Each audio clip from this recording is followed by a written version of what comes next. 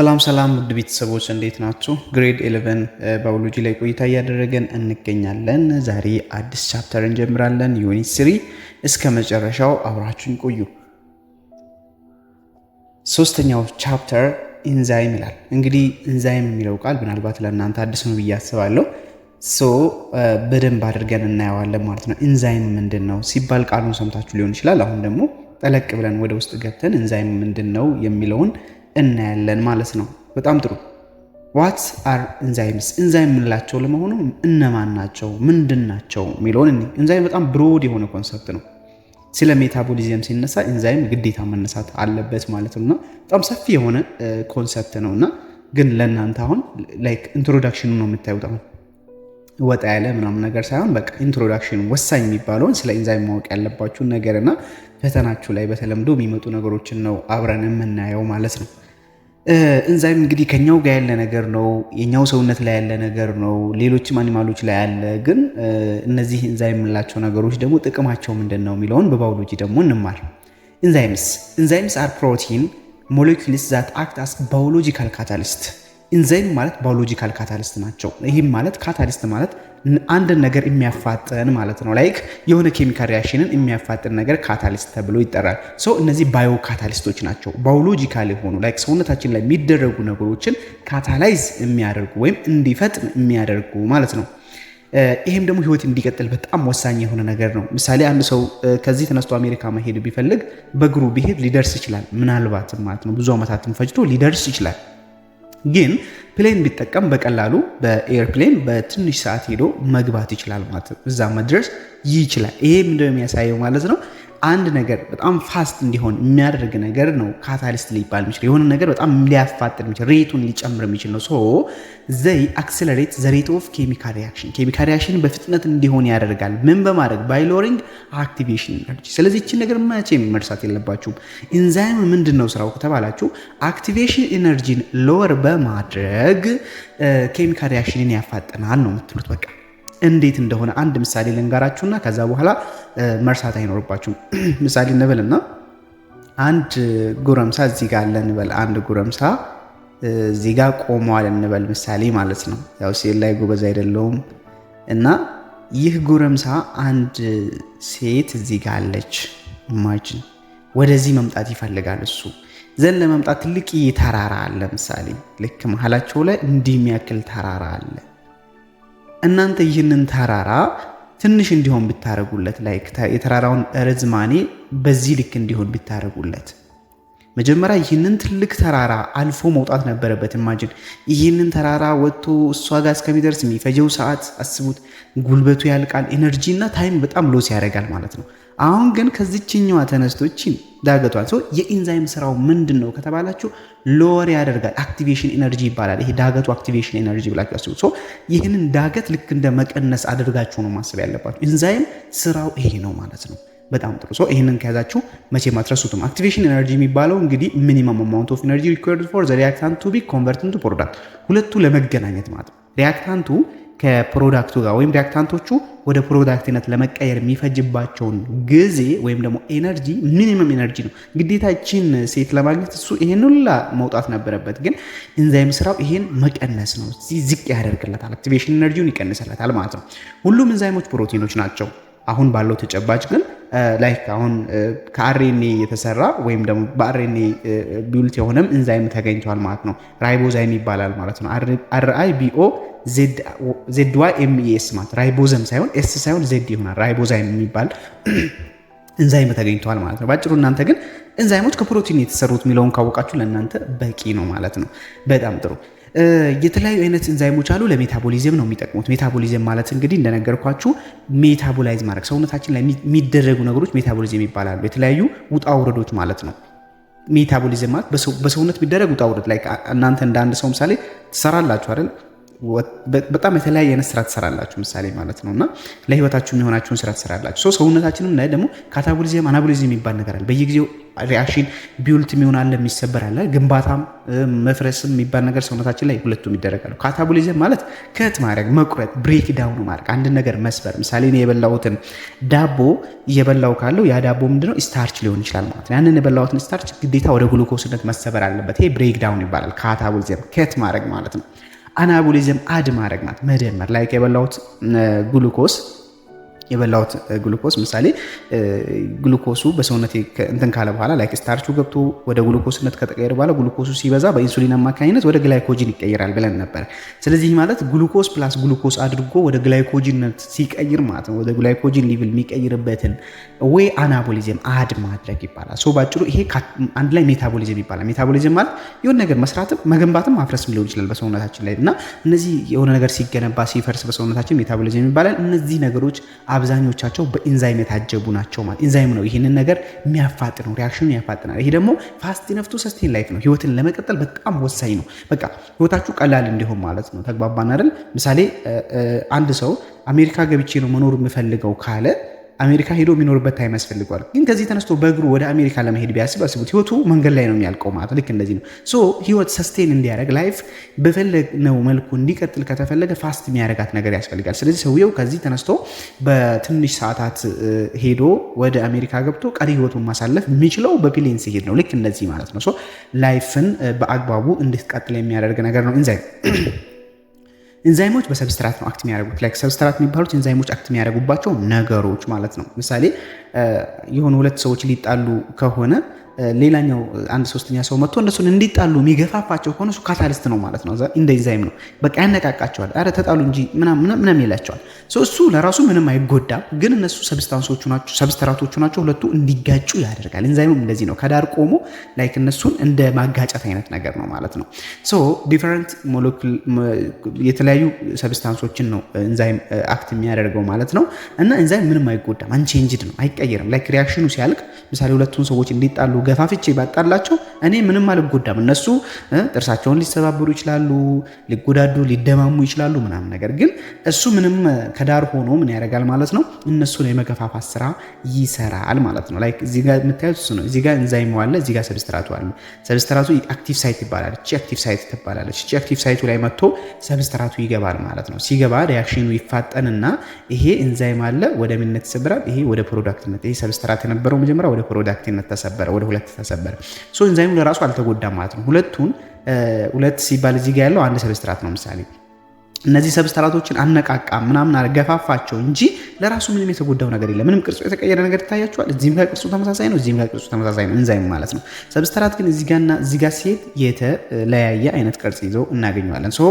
በሪአክሽኑ መጨረሻ ኢንዛይም ምንም አይነት ለውጥ እናገኝበትም።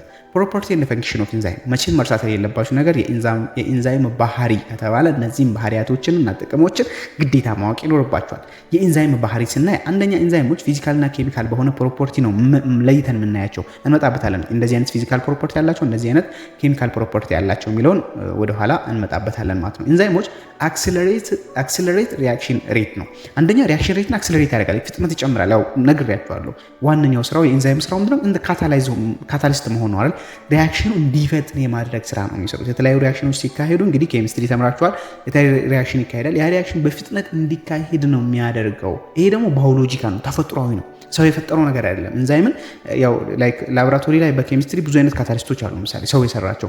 ይሄ ግን ይሄ ኢንዛይም የሚባለው ነገር በሰውነታችን በእኛም ይሁን በሌሎች አኒማሎችም በፕላንቶችም ጭምር ያለ ነገር ነው፣ ግን በተፈጥሮ የተሰራ ነው። ማንም ሰው የሰራው አይደለም ማለት ነው። እንዲሁም ደግሞ ዱ ኖት አፌክት ዘ ኔቸር ኦፍ ፕሮዳክት፣ የፕሮዳክቱን ለውጥ አያመጣም። ፕሮዳክቱ ላይ ምንም ለውጥ አያመጣም። ምሳሌ ሁለት ሰዎች ሊጣሉ ከሆነ እኔ እንዲጣሉ ብገፋፋቸውም ባልገፋፋቸውም መጣላታቸው አይቀርም፣ ግን ጊዜያቸው ነው የሚወስነው ነው። እዚህ ጋር ላይክ ምሳሌ ሊጣሉ መጀመሪያ ላይክ ሲፎካከሩ ምን ሲሉ የሆነ አንድ ሰዓት ሊፈጁ ይችላሉ። እኔ ግን ቶሎ ተጣሉ እንጂ ምናምን ብዬ የምገፋፋቸው አይነት ከሆነ ምናልባት በአንድ ደቂቃ ውስጥ ሊጣሉ ይችላሉ ማለት። ይህ ማለት ጊዜውን ነው የሚያጠባው እንጂ መጣላታቸው ላይ መድማታቸው ላይ የኔ መገፋፋት እነሱን ጉልበት ይጨምርለታል? ለማናቸውም ጉልበት አይጨምርም። ልክ እንደዛ ነው። ኢንዛይም ላይክ ያለውን ነገር ጊዜውን ብቻ የማሳጠር ስራ ነው የሚሰራው እንጂ ፕሮዳክቱ ላይ ምንም አይነት ለውጥ አያመጣም ማለት ነው። ምሳሌ እንበልና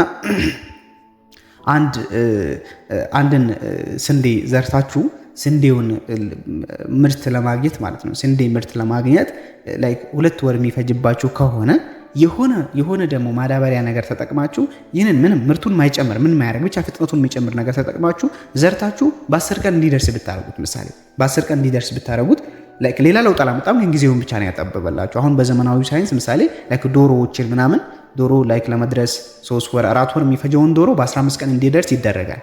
ይሄ ኢንኦርጋኒክ በሆነ ወይ ማለት ነው። እኛ ኦርጋኒክ ፕሮዳክቶች ይባላሉ። በራሳቸው እንዲህ በጊዜያቸውን ጠብቆ ተፈጥሮን ጠብቆ የሚያድጉ ነገሮች ኦርጋኒክ ይባላሉ።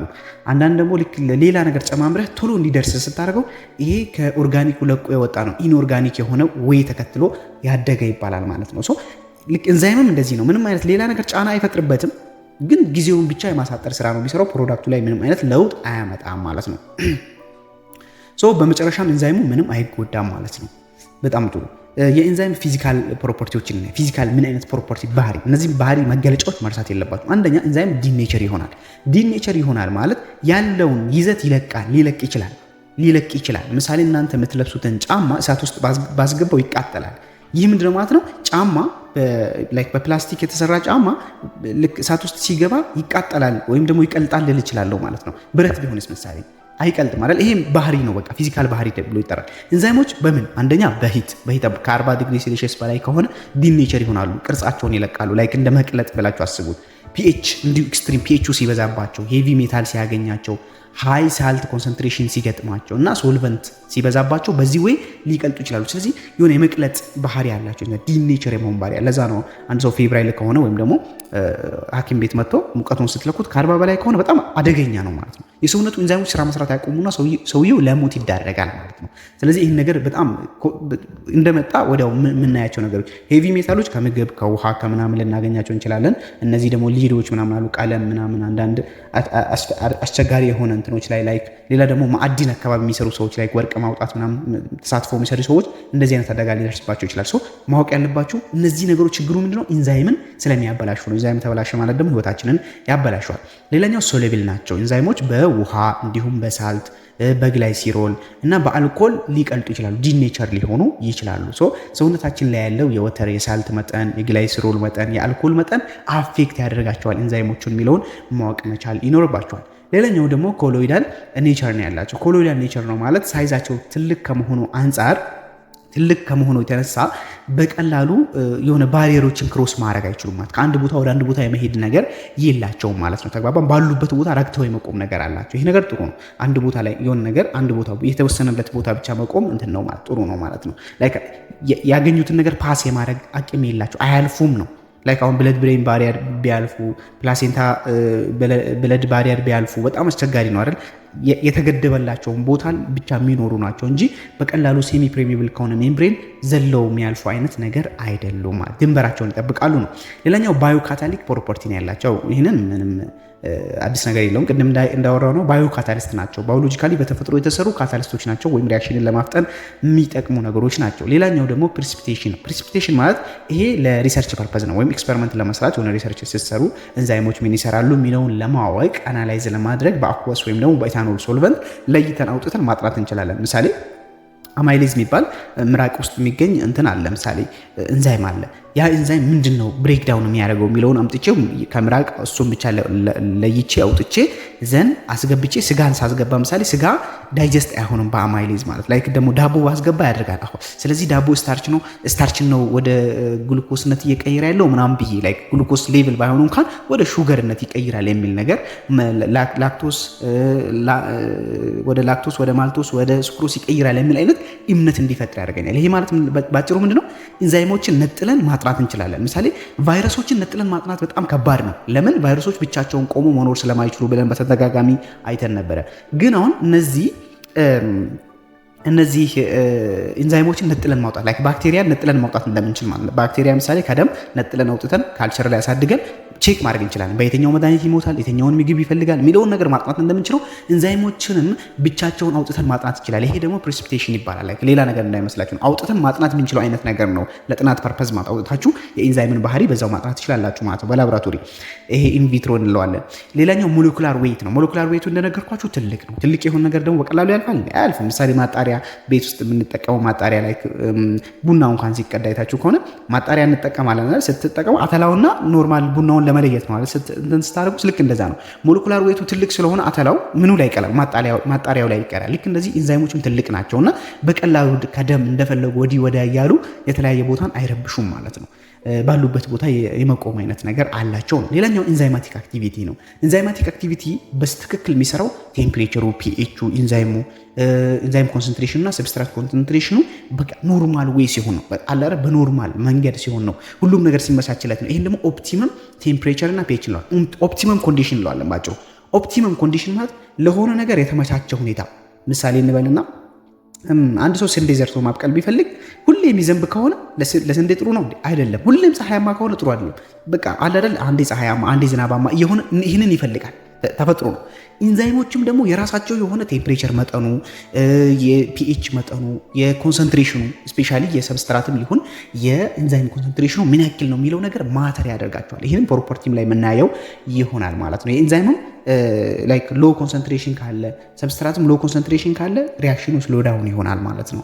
ይህ ማለት እንዴት መሰላችሁ? የሆነ ምሳሌ የሆነ የሚሰራ ስራ ካለ ኢንዛይሞቹ ትንሽ ከሆኑ ምሳሌ ያው በፍጥነት አይሰራም አይደል? ትንሽ ኢንዛይም ትንሽ ስራ ነው የሚሰራው። እንግዲህ ይሄ የታወቀ ነው። ሰብስትራቶቹም ትንሽ ከሆኑ እንደዚህ ነው። ሰብስትራቶቹ ራሱ ትንሽ ከሆኑ ኢንዛይሙ ላይ ጫና ይፈጥራሉ። ብዙ ኢንዛይም እንኳን ቢኖር ሰብስትራቶቹ ትንሽ ከሆኑ ዛት ማች ኤፌክቲቭ አይሆንም ማለት ነው። እንዴት መሰላችሁ? ምሳሌ እንበልና ሁለት ኮረዳ የሆኑ ሴቶች ጫካ ውስጥ ቢገቡና ሁለት ወንዶች እነሱን ለመፈለግ ቢገቡ እነሱን ለማግኘት ምን ያክል ጊዜ ይፈጅባቸዋል? አስቡት። ሁለት ናቸው፣ ትልቅ ጫካ ውስጥ ነው የገቡት። ተፈላልገው ለማግኘት ብዙ ጊዜ ይፈጅባቸዋል።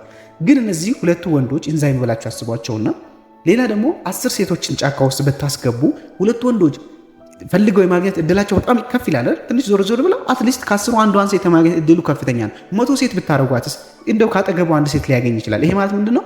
ኢንዛይሞች ትንሽም ቢሆኑ እንኳን ሰብስትራቶቹ ብዛታቸው ከፍ ባለ ቁጥር ኢንዛይሙ ያው የሚያገኘው የእንትን መጠን ይጨምራል። ሰብስትራቱም ቶሎ ያገኘዋል ማለት ነው። ሶ ይሄንን መረዳት መቻል ይኖርባቸዋል ማለት ነው። ሌላኛው ኬሚካል ፕሮፐርቲ ኦፍ ኢንዛይም፣ የኢንዛይም የራሳቸው የሆነ ኬሚካል ፕሮፐርቲ አለ። እነዚህን ደግሞ አንደኛው ሂትና ፒኤች ሴንሲቲቭ ናቸው ለሂት። ያው ቀደም እንደተነጋገር ነው ሂትና ፒኤች በተዛባ ቁጥር እነሱም ይዛባሉ፣ ዲኔቸር ይሆናሉ ማለት ነው። ለዚህ ነው የሰውነታችንን የፒኤች መጠንና የሂት መጠን በጣም ኮንትሮል የምናደርገው። ሁሌ እንጠባበቃለን። ሂት ምሳሌ ሰውነታችን ሙቀት ስንት መሆን አለበት? ከ36.5 እስከ 37.5 ከዚህ ካለፈ ሌላ ችግር ይፈጠራል። ችግር እየተፈጠረ ነው የሚሄደው። ከዚህ በላይ ስፔሻሊ ከ40 ምናምን በላይ ከሆነ በቃ ሰውነታችን አደጋ ውስጥ ይወድቃል። ፒኤችም እንደዚህ ነው። ብለት ፒኤች የራሱ አለው። የብለት ፒኤቻችን ፖይንቱ መዛባት የለበትም ላይክ 7.35 አፕቱ 7.45 መሆን አለበት ማለት ነው። ይህን ከዚህ የበለጠ የሚዛባ ከሆነ ሰውነታችንን ሊያዛባ ይችላል። ሌላኛው ሬጉሌሽን ላይ ኢንዛይሞችን አክቲቬተርና ለኢንዛይሞች አክቲቬተርና ኢንሂቢተር የሚባል ነገር አላቸው። ሞጁሌተር እንለዋለን በተለምዶ። መድኃኒቶች አሉ ባይዘ እንደዚህ መድኃኒቶች ብዙ ጊዜ ኢንዛይም ታርጌትድ ናቸው ሲሰሩ። አሁን ሐኪም ቤት ሄዳችሁ መድኃኒት ሲሰጣችሁ ምናምን ነገር አለ አይደል? በቀላሉ እንኳን ሲያመው ሰው አስፕሪን ይወስዳል፣ ፓራስታሞል ይወስዳል እኮ ሰው ልጅ አይደል? ሲያመን እንኳን ራስ ምታት እንኳን ሲያመን ሄደን ዝም ብለን ከሱቅ እንኳን የምንገዛቸው መድኃኒቶች አሉ። እነዚህ መድኃኒቶች አብዛኛዎቹ ኢንዛይምን የሚጎዱ ናቸው። ከኢንዛይም ጋር ነው። አንዳንድ መድኃኒቶች አሉ የኢንዛይምን ስራ የሚጨምሩ ወይም አንዳንድ ነገሮች አሉ የኢንዛይምን ፍጥነት የሚጨምሩ ከሆነ አክቲቬተር ይባላሉ፣ ወይም ደግሞ ሞጁሌተር ነው የምንላቸው። በጤናው ቋንቋ ሞጁሌተር በማለት ነው የሚታወቁት። ኢንሂቢተር ደግሞ ኢንሂቢት የሚያቆሙ ማለት ኢንሂቢት ማለት መገደብ ማለት ነው። የኢንዛይምን ስራ የሚገድቡ አሉ። በዚህ አፌክት እንደሚሆኑ ማወቅ መቻል ይኖርባቸዋል። የተለያዩ ድራጎች ራሱ ላይክ ድራግ የሚባለው ምሳሌ የአይጥ መድኃኒት አለ አይደል? ኢንዛይም ታርጌትድ ነው። ምሳሌ የአይጥ መድኃኒቶች ምናምን ሲሰሩ ኢንዛይማችሁን እንዲዘጋ የሚያደርግ ነው። የአይጥ መድኃኒት ሰውን ቢጠጣው ይጎዳል አይደል? ለምንድን ነው? ኢንዛይምን አፌክት ስለሚያደርግ ነው ማለት ነው። ሌላኛው ካታሊስት ነው። ካታሊስት ማለት ካታሊስት ናቸው፣ በሌላ አባባል ነው ካታሊስት ናቸው። ኬሚካል ሪያክሽንን በጣም የማፍጠን አቅም አላቸው ማለት ነው። የሚገርመው ነገር በአንድ ሰከንድ ማለት ነው ተርኖቨራቸው ከ100 እስከ 10,000 ድረስ ምን ሊያደርጉ ይችላሉ? ሰብስትራትን በአንድ ሰከንድ ውስጥ ሊቀይሩ ይችላሉ ማለት ነው።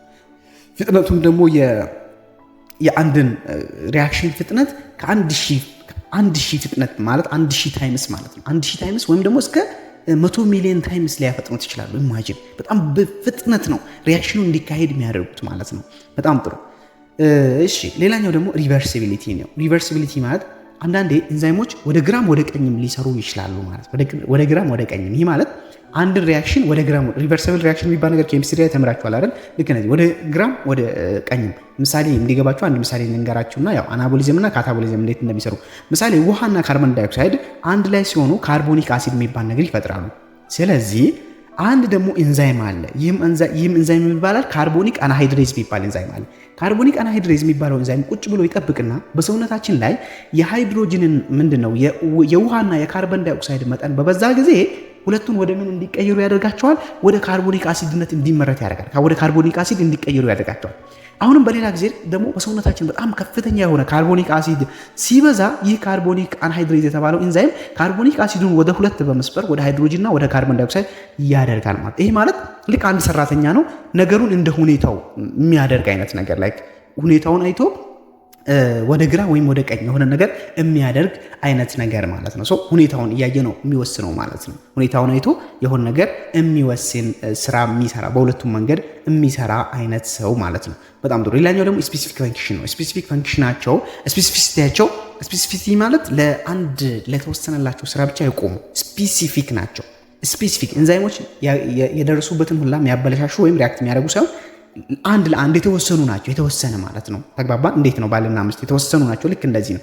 ኢንዛይም በቃ አክት የሚያደርግበትን ሰብስትራት ያውቃል።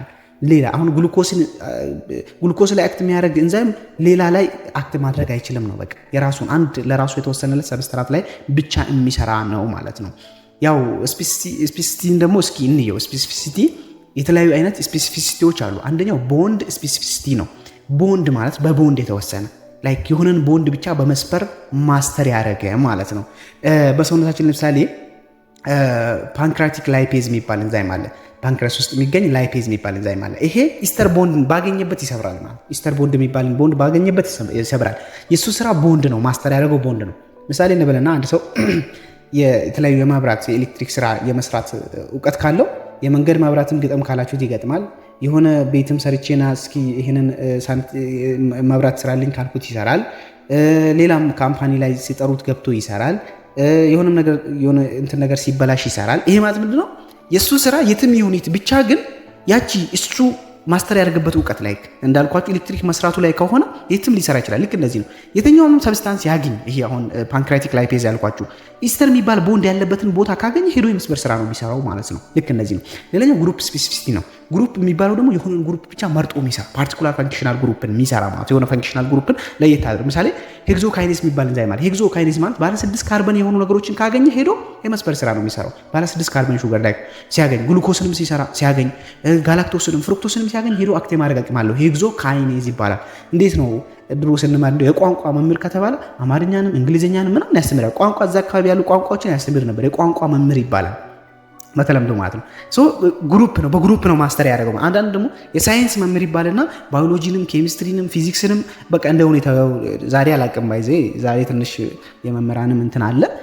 ድሮ ግን እንደዛ አልነበረም። ላይ በቃ የሳይንስ መምህር ነው ከተባለ አንድ ላይ ሰብሰብ በርጎ ሳይንሶችን የማጥናት የማስተማር ስራ።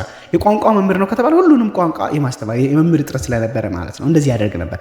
ግሩፕ ስፔሲፊሲቲ የሚባለው እንዲህ ነው። አንዳንድ ኤንዛይሞች የሆነ ግሩፕ ላይ ቋንቋ ከተባለ ግን ማትስን ሄዶ አያስተምርም፣ ሂሳብን አያስተምርም። ልክ እንደዚህ ማለት ነው። በጣም ጥሩ። ሌላኛው ደግሞ ሰብስትራት ስፔሲፊሲቲ ነው። ሰብስትራት ማለት ለአንድ ብቻ በቃ አንድ ለተወሰነ የሂሳብ መምህር ለሂሳብ ብቻ እንደሚሆነው አንድ ብቻ ነገር የሚሰራ ማለት ሰብስትራት ላይ ብቻ። ምሳሌ ላክቴዝ የሚባለው ላክቶዝን ብቻ ነው ምን የሚያደርገው አክቲቬት የሚያደርገው ወይም ደግሞ አክት የሚያደርገው ላክቶዝ ላይ። ሌላኛው ኦፕቲካል ስፔሲፊሲቲ ነው። ኦፕቲካል የምንላቸው እነኚህ አይዞመሮች ላይ ነው። ኤል የሚባል ላይክ ዲ የሚባል አይዞመሮች አሉ። ምሳሌ ላክቴት ዲሃይድሮጂኔዝ የሚባለው ኤል ፎርሙ ላይ ብቻ ነው አክት ሊያደርግ የሚችለው ማለት ነው። እነዚህ ኤል ዲ የሚባሉትን ነገሮች እንግዲህ ለወደፊት በደንብ የምታውቋቸው ይሆናል ማለት ነው። ካርቦሃይድሬት ስትራክቸሮች ናቸው። ሌላኛው ኮፋክተር ስፔሲፊሲቲ ነው። ኮፋክተር ስፔሲፊሲቲ ማለት ኮፋክተሮች አሉ ወይም ደግሞ እነዚህ ኤንዛይሞች ስራ እንዲሰሩ ለኤንዛይሞቹ አጋዥ የሚሆኑ ልክ እንደ ታኮ ሆነው የሚያገለግሉ ማለት ነው። ታኮ ሆነው የሚያገለግሉ እነዚህ ነገሮች ካሌሉ እነዛ ኤንዛይሞች ፈንክሽናል ማይሆኑ ነገሮች አሉ ማለት ነው። አንድ ምሳሌ እንኳን ብናይ ቅድም ከነገርኳችሁ ካርቦኒክ አንሃይድሬት የተሰኘው ኢንዛይም ምሳሌ ዚንክን ይፈልጋል። ያለ ዚንክ መስራት አይችልም እና ከዚንክ ሌላ ብታመጡለት ሌላ ቫይታሚን ምናምን ብታመጡለት አይቀበልም ማለት ነው። በጣም ጥሩ። ዘ ፈንክሽን ኦፍ ኢንዛይም የኢንዛይም ፈንክሽን ጥቅሙ ምንድን ነው የሚለውን ስናይ ኢንዛይም ያው ስፒድ አፕ ኬሚካል ሪያክሽን ነው። ኬሚካል ሪያክሽንን በጣም እንዲፈጥን የማድረግ ስራን ይሰራል።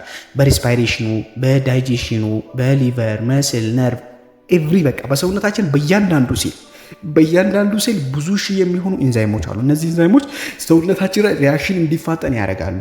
ሲሰሩ ደግሞ ተርን ኦቨር ነምበር ይባላል። ተርን ኦቨር ነምበር ማለት በአንድ ሰከንድ የሚሰሩት ስራ ማለት ነው። በአንድ ሰከንድ ሰብስትራትን ወደ ፕሮዳክት የሚቀይሩበት ፍጥነት ማለት ነው። ምሳሌ እንበልና የተለያዩ አይነት ኤርፕሌኖች አሉ አልኩኝ እኔ። ምሳሌ የተለያዩ አይነት ኤርፕሌኖች አሉ።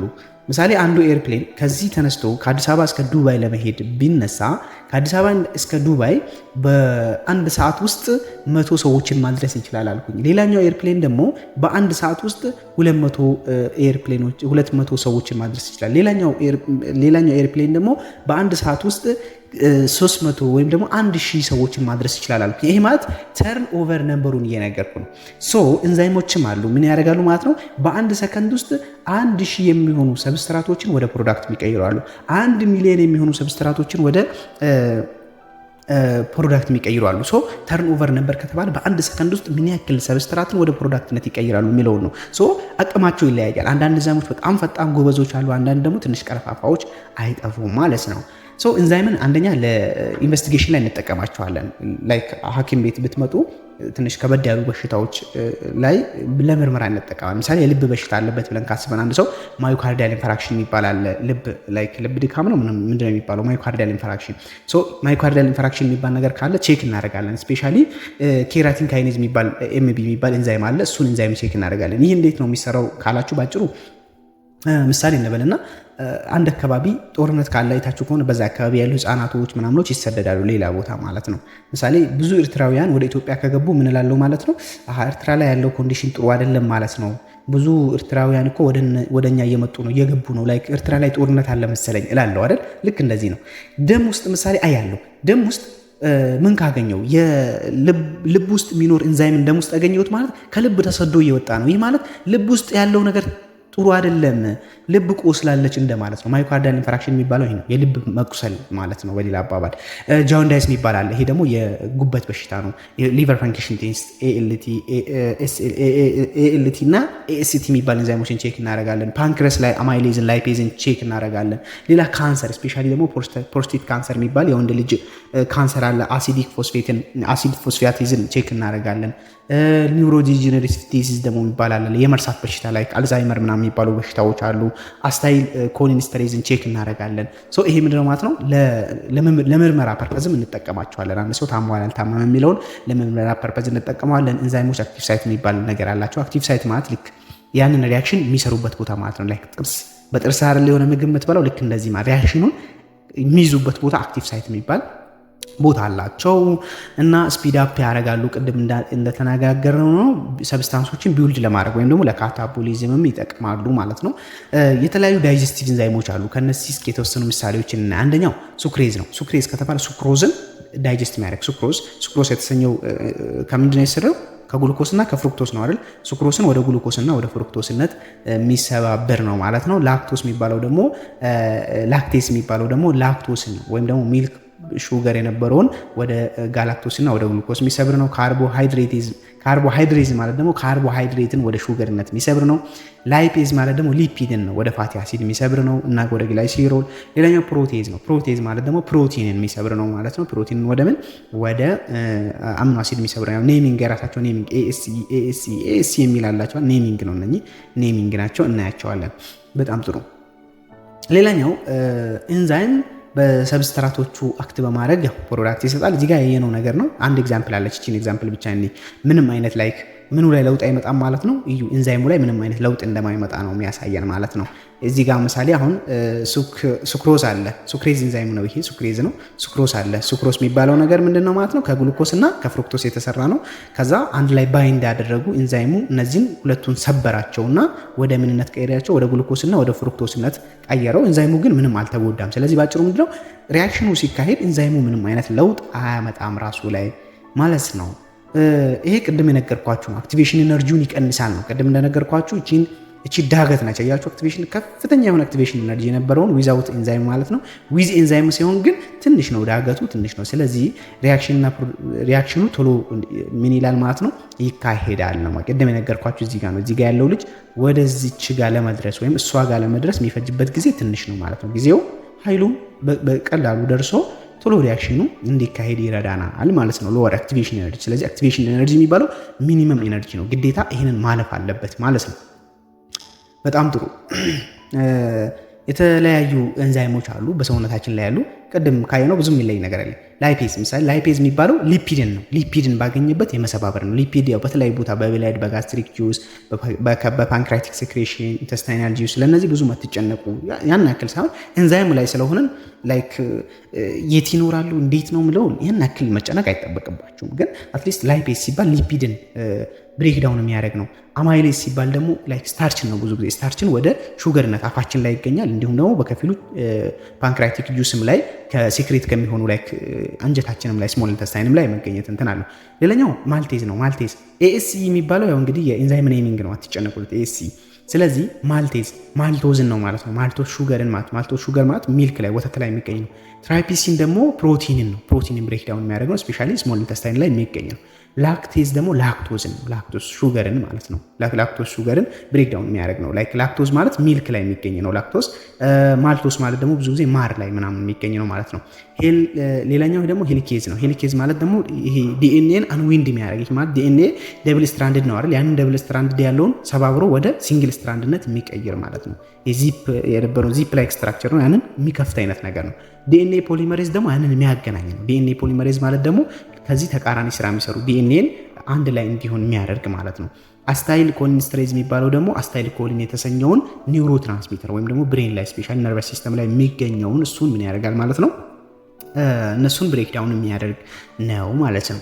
በጣም ጥሩ። ፕሮቲን ስትራክቸርስ፣ የፕሮቲን ስትራክቸሮችን እስቲ ደግሞ እኔ ፕሮቲን ስትራክቸሮችን ማየት ያስፈለገው ለምንድን ነው? ኤንዛይሙን ፕሮቲን ስለሆነ ነው። ኤንዛይም ፕሮቲን ነው ብለናል አይደል በተለምዶ።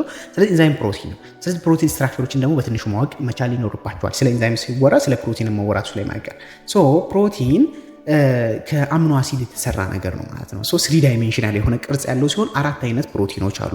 እነዚህ ፕሮቲኖች ፕራይመሪ፣ ሰከንደሪ፣ ትሬሸሪ እና ኳተርናሪ ይባላሉ ማለት ነው። እስቲ እኔ ፕራይመሪ ፕሮቲን የሚባለው ምንድን ነው?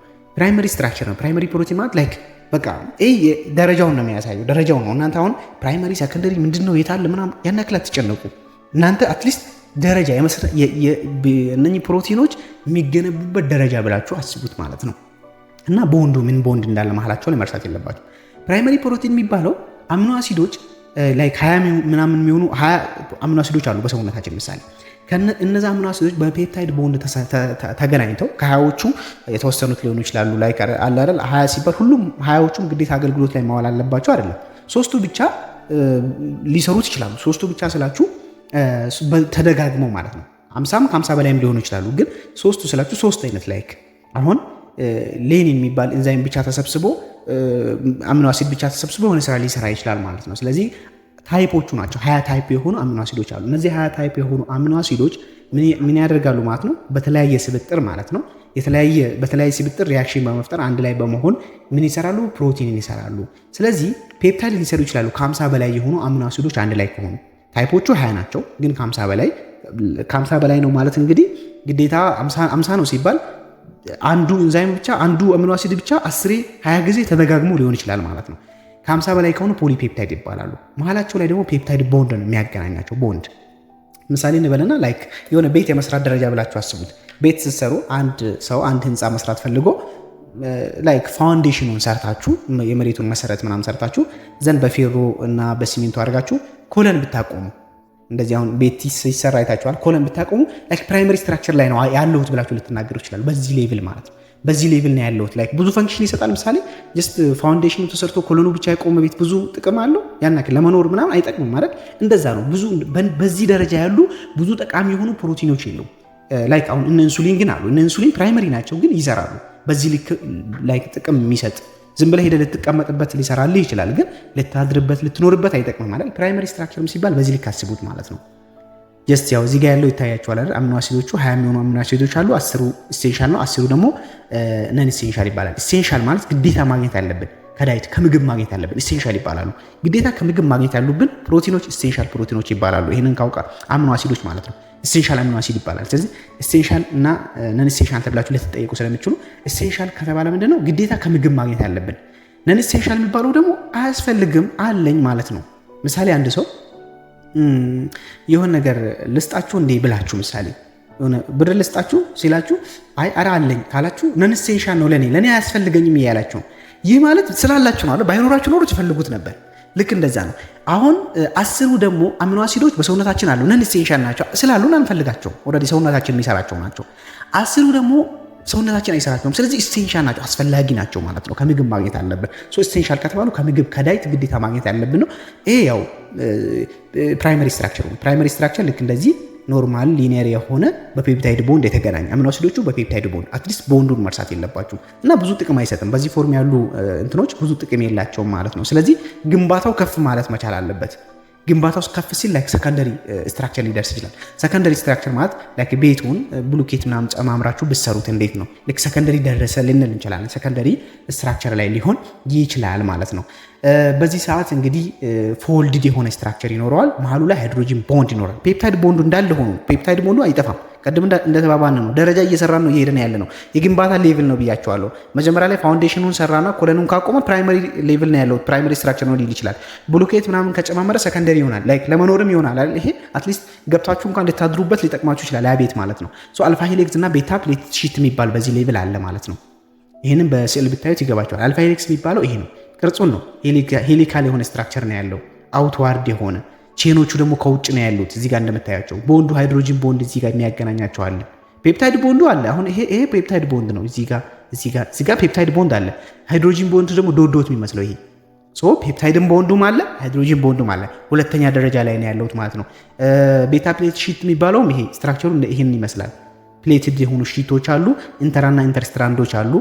ስትራንዶቹ መካከል ደግሞ ሃይድሮጂን ቦንዶች አሉ። ዛትማች አትጨነቁለታል። ስትራክቸሩ ምን ይመስላል ምናምን የሚለውን ያን ያክል አትጨነቁ። አትሊስት ቤታ ፕሌት ሺት ይሄንን ይመስላል ስታዩት። ስትራክቸሩ ሃይድሮጂን ቦንድ አለው፣ ፔፕታይድ ቦንድም አለው። ሰከንደሪ ስትራክቸር ነው የሚለውን ማወቅውን ነው ከእናንተ የሚጠበቀው። በሰውነታችን አሉ ላይክ ኬራቲን የተሰኘ ምሳሌ እንደ ኮላጂን ፋይበሮች ናቸው። በሰውነታችን ላይ በዚህ ደረጃ የተገነቡ አሉ ማለት ነው። ዘን ወደ ሶስተኛው ትሬሸሪ ስትራክቸር ስንሄድ ደግሞ ቤቱን ላይክ ማብራት ብታስገቡለት፣ ውሃ ብታስገቡለት ለቤቱ አለ አይደል? እንዴት ነው ደረጃው ከፍ እያለ ይሄዳል፣ ጥቅሙ እየሰፋ ይሄዳል ማለት ልክ እንደዚህ ነው። ትሬሸሪ ስትራክቸርም ላይ ቦንዶች እየጨመሩ ይሄዳሉ፣ ኮምፕሌክስ ይሆናል። እዩት ቅርጹን ራሱ ሃይድሮጂን ቦንድ፣ አዮኒክ ቦንድ እና ሃይድሮፎቢክ ቦንድ እየጨመረ ይሄዳል። አያችሁ አይደል? ሃይድሮጂን ቦንዱ አለ፣ ፔፕታይድ ቦንዱም አልለቀቀም፣ አዮኒክ ቦንዱም አለ። ላይክ ከፍ እያለ ደረጃው ከፍ እያለ ነው የሚሄደው ማለት። አሁን ቤቱ ተሰርቶ ቅድም ማብራት አልነበረውም። ጀስት ለችግር ገብታችሁ ማታ ልታድሩበት ትችላላችሁ። አሁን ግን መብራት ገባለት፣ ውሃ ገባለት፣ በቃ ቤቱ ፊኒሺንግ ተሰራለት ምናምን ፏ አረጋችሁት ማለት ነው። ይሄ ምን ይሆናል? ትሬሸሪ ስትራክቸር ነው። ከዚህ መርሳት የሌለባችሁ ትሬሸሪ ስትራክቸሮች ኢንዛይሞችም ከዚህ ይመደባሉ። በቃ አሁን ኢንዛይም ላይ ስላለን ይሄን መርሳት የለባችሁ። ኢንዛይሞች በዚህ ደረጃ ነው ያሉት። ኢንዛይሞች በዚህ ደረጃ ያሉ ፕሮቲኖች ናቸው ማለት ነው። ሶ በቃ ይህንን ያክል ናቸው፣ ይህን ያክል የተሟሉ ፕሮቲኖች ናቸው የሚለውን ኢንዛይሞችን እና ማዮግሎቢን የሚባል ማለት እነሱ ብዙ አትጨነቁ እናንተ። ግን አትሊስት ኢንዛይም የትኛው ላይ ይገኛል ከተባላችሁ አብዛኛው ኢንዛይሞች ትሬሸሪ ስትራክቸር ላይ ይገኛሉ የሚለውን መርሳት የለባችሁ። ኳተርነሪ የሚባለው ደግሞ በጣም መልቲፕል የሆነ ፎልድድ ነው። በጣም ኮምፕሌክስ ነው። ላይክ ቤቱ ከተሰራለት በኋላ ሌላ ተጨማሪ ነገር ላይክ ሊፍት ምናምን ብታስገቡ አለ አይደል? ተጨማሪ ነገር ኦፕሽናል የሆነ ተጨማሪ ደረጃ መጨመር ማለት ነው። በቃ ይህን ያክል የምታሳምሩት ላይ በሰውነታችን ምሳሌ ሄሞግሎቢን የሚባል ነገር አለ። ሰምታችሁ ታውቃላችሁ ብዬ አስባለሁ። ሄሞግሎቢን በዚህ ሌቭል ነው ያለው። በቃ ምን ያክል ኮምፕሌክስ እንደሆነ ላይክ ደረጃው ከፍ ባለ ቁጥር እንዴት ነው ዋጋውም ከፍ ይላል። ልክ እንደዛ ነው በሰውነታችን ይሄን ያክል እንትን ያሉ ኢንዛይሞችም አሉ። የተወሰኑ አንዳንድ ኢንዛይሞች በዚህ ደረጃ ኳተርነሪ ስትራክቸር ደረጃ የተገነቡ ኢንዛይሞች አሉ። ግን አብዛኞቹ ትሬሸሪ ደረጃ ነው የተገነቡት የሚለውን ካወቃችሁልኝ ይበቃል ማለት ነው። ፕራይመሪ፣ ሰከንደሪ፣ ትሬሸሪ፣ ኳተርነሪ የሚለው ይሄ አሁን ያየነው ነው። ሊብላቸውን ምን ይመስላል ምናምን የሚለውን ነው። ሰዓታችን ስለሄደ በዚህ እናቆማለን። ቀጣይ ደግሞ ከዚሁ ቀጥለን የምናየው ይሆናል። እስከ መጨረሻው አብራችሁን ስለቆያችሁ እጅግ አድርጌ አመሰግናለሁ። በያላችሁበት ሰላማችሁ ይብዛ።